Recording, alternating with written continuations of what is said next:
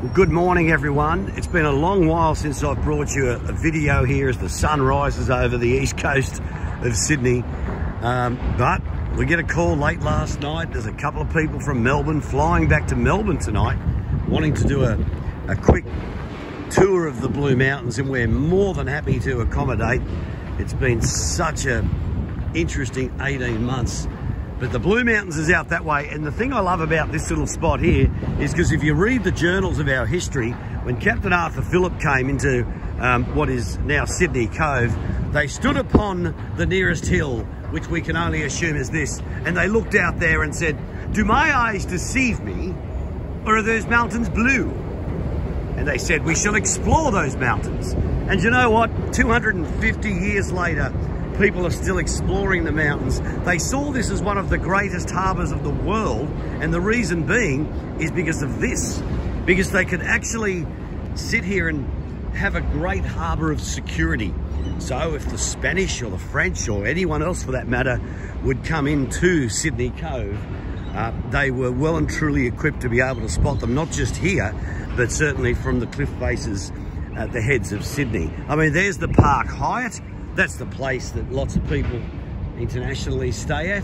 We're picking up a couple of guests today from the Four Seasons, and that is just so great that we've got Aussies supporting Aussies and willing to jump out and take a look at the place, which is absolutely awesome. But you can never get tired of this view.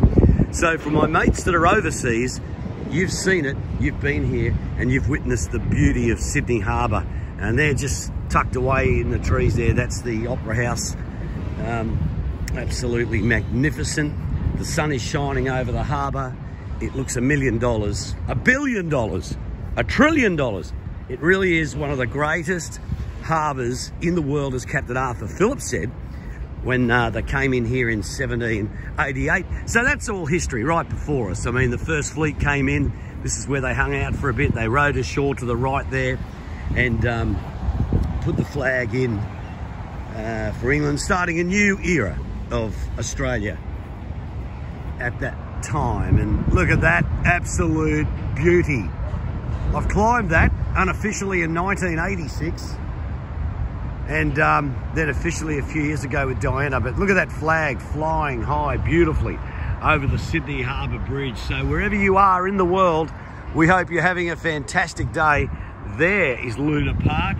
Luna Park is the location where they actually created the steel for the Sydney Harbour Bridge. They brought some of it in, but they created what a steel works there, and then donated the land back to the city of Sydney.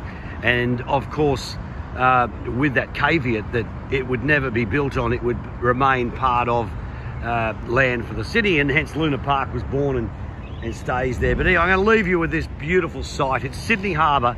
The sun is shining. It looks absolutely magnificent. I'm going to pick a couple of people up and just take them on a casual drive around the mountains. It's going to be pretty cool.